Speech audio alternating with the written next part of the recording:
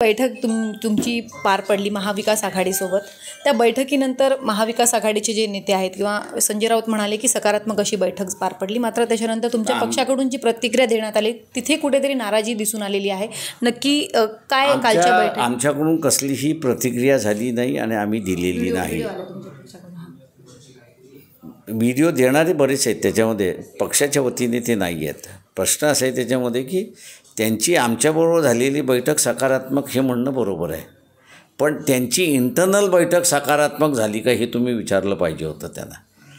त्या का त्यांच्या इंटरनल बैठकीमध्ये जे आहे महाविकास आघाडीच्या याच्यामध्ये 15 जागेंचा अजून तिढा कायम आहे। 10 जागा ह्या NCP, 10 जागा ह्या काँग्रेस आणि उद्धव ठाकरे शिवसेना यांच्यामध्ये आहे आणि 5 जागा या NCP, काँग्रेस आणि शिवसेना यांच्यामधल्या आहेत।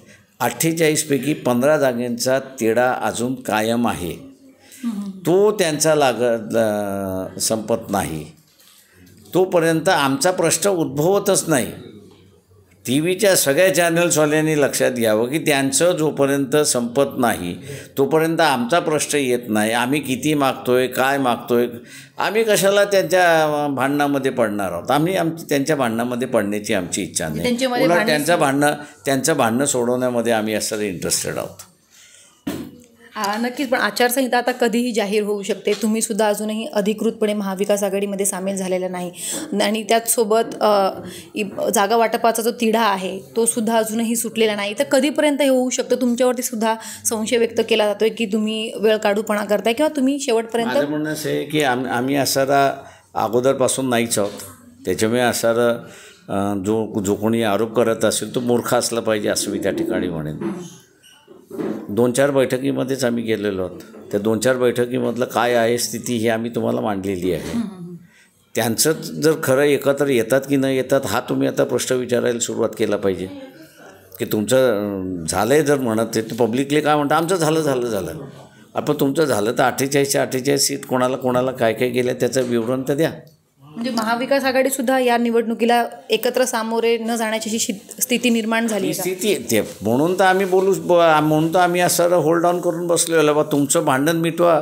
मी तेच तर तुम्हाला आपल्याला सांगतोय की 15 जागा अजून त्यांच्यामध्ये डिस्ट्रीब्यूट झालेल्या नाहीत। त्यांच्या 15 जागा डिस्ट्रीब्यूट झालेल्या नाहीत तर त्यांचं फ्युचर राजकारण कसं आहे हे आम्हाला कळल्याशिवाय आम्ही काय भूमिका घ्यायची हे आम्हाला कळतच नाही आहे। त्याच्यामुळे आम्ही असं सायलेंट आहोत।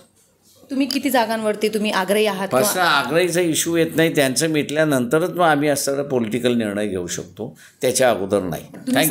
सकारात्मक आहात महाविकास ॲब्सोल्यूट सकारात्मक आहोत आम्ही। तर नक्कीच आम्ही MVO सोबत जाण्यासाठी सकारात्मक आहोत अशी भूमिका प्रकाश आंबेडकर यांनी व्यक्त केलेली आहे। मात्र महाविकास आघाडीमध्ये जे अंतर्गत वाद सुरू आहेत त्यांनी ते वाद आधी सोडवायला पाहिजेत आणि त्याच्यानंतरच आमच्यासोबतची जी चर्चा आहे ती खऱ्या अर्थाने सुरू होईल। सीमा आढे, लोकमत डिजिटल, मुंबई।